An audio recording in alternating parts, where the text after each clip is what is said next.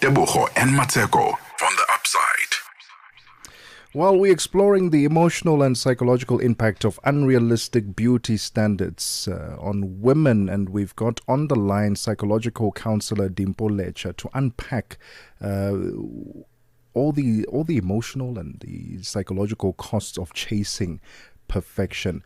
Dimpo, I know you were completing your thought, and as you were speaking, I wanted to, because you touched on parents raising children, and I wanted to know, when does this pressure start? Does it start in our teenage years where we are starting to look at other kids and say, I don't look like them, I'm not as beautiful as... When does it actually start? So that parents are also aware of what they're exposing their kids to. Okay. So it starts in different places for different people. Largely, you'll find that it starts in puberty, when we start to go through changes, when we start to change our bodies and all of those things. So it starts there. But sometimes it also starts as early as when you are young. I've heard many people where I'm Motswana, so people will say, ole maswenyana ole ke mantshunyana, or things like that. And for some people, it may start as early as even before puberty.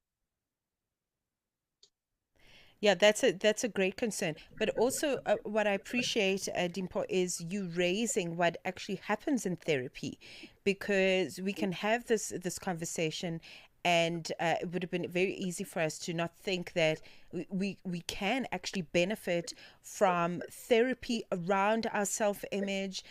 Thoughts are a big thing. So I'd like you to elaborate on that. So if I realize perhaps my internal dialogue around self-image is too external. So by that I mean I'm looking too much at, what the world is telling me that I am, not beautiful, not good enough, not thin enough, not whatever the case is. So how can therapy then assist me to kind of morph my internal dialogue to move out of external validation and more into being more self-actualized, as it were? Okay. So, like, one of the things that we will do when you come in is we'll talk about, okay, what is the issue that then brings you to therapy? And we'll begin to unpack that. And most of the time is we sometimes don't even know where we get these thoughts, right? It's hard to pinpoint, when did I start noticing I was the overweight kid? Or when did I start noticing I was much darker than other kids? So we go all the way back to, when did you first notice it? And what was happening?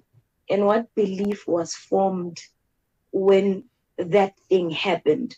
And how has this belief now played out for the rest of your life up until the point we get to therapy?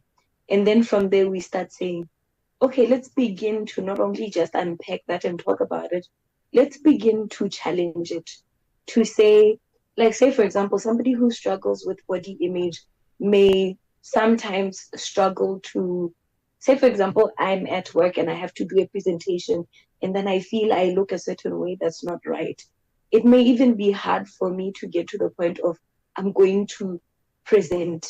And then sometimes we just say, oh, I'm just shy, or I'm introverted. But sometimes if it's body image, we start then looking at, okay, where did this thought come, and how has it unfolded? And let's start challenging it.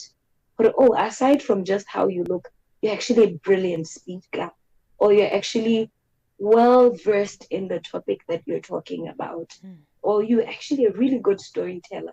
We start challenging it and presenting your brain with information that starts looking at other aspects of who you are and not just what you look like. Yeah.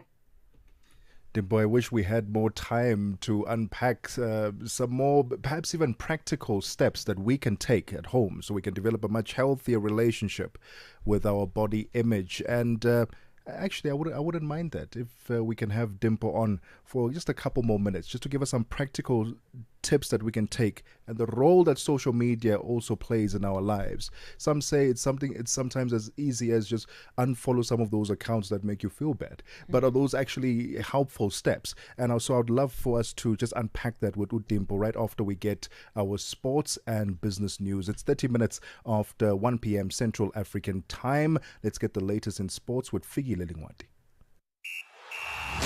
Sports.